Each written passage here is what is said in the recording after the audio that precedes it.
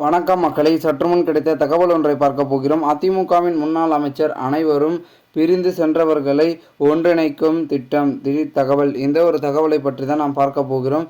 தகவலை பார்ப்பதற்கு முன்னதாக நீங்கள் நம்மளுடைய சேனலுக்கு புதிய பார்வையாளர்களாக இருந்தீர்கள் என்றால் மறக்காமல் நம்மளுடைய சேனலை சப்ஸ்கிரைப் செய்து வைத்துக் கொள்ளுங்கள் மக்களே.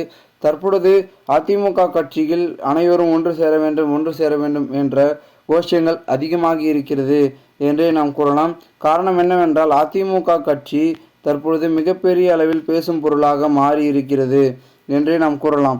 ஒட்டுமொத்தமாகவே தற்பொழுது அதிமுக கட்சியில் இருக்கக்கூடிய சீனியர் அதாவது மூத்த தலைவர்கள் என்று இருப்பார்கள், அவர்களெல்லாம் பல முடிவுகளை எடுத்து கொண்டிருக்கிறார்கள்.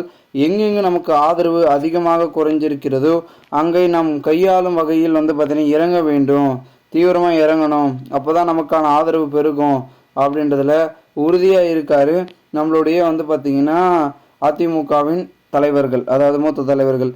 ஸோ இதனாலே பார்த்திங்கன்னா ஓ பன்னீர்செல்வத்தை பொறுத்த வரைக்கும் மிகப்பெரிய அளவில் பார்த்திங்கன்னா அவருக்கான ஆதரவு இருக்கிறது, சசிகலா அவர்களுக்கும் ஆதரவு இருக்கிறது. ஸோ அங்கே தான் நமக்கான வாக்குகள் வரமாட்டேங்குது. அப்புறம் டிடிவி தினகரன் இவர்கள் இருக்கக்கூடிய இடங்கள் தான் அதிமுகவுக்கு வாக்குகள் வராதனால அவர்களை தாம் பக்கம் இழக்கும் முயற்சியில் தான் அதிமுக இறங்கணுமே தவிர அவர்களை எதிர்க்கின்ற முயற்சியில் ஈடுபட்டால் மேலும் மேலும் அங்கே இருக்கக்கூடிய ஆதரவு கொஞ்சம் கொஞ்சமாக குறைந்து ஒன்றும் இல்லாமல் போய்விடும் அப்படின்ற ஒரு நோக்கத்திற்கு தற்பொழுது தள்ளப்பட்டிருக்கிறது தான் அதிமுக.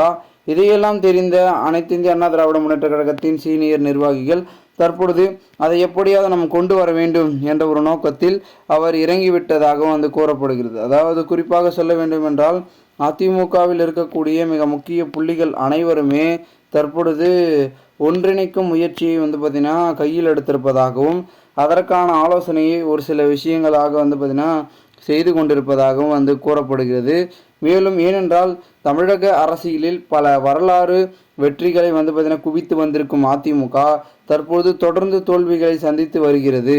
கடந்த தேர்தலை விட வாக்கு சதவீதம் அதிகரித்துள்ளதாக இபிஎஸ் கூறினாலும் கூட தொண்டர்கள் அது போதாது என்று பார்த்திங்கன்னா போதுமானதாக இல்லை எனவும் பார்த்திங்கன்னா கூறிக்கொண்டிருக்கிறார்களாம். ஏனென்றால் குறிப்பாக 7 இடங்களில் டெபாசிட்டை இழந்து அதிமுகவினருக்கு அதிர்ச்சியை தான் ஏற்படுத்தி இருப்பதாகவும் பார்த்திங்கன்னா கூறப்படுகிறது.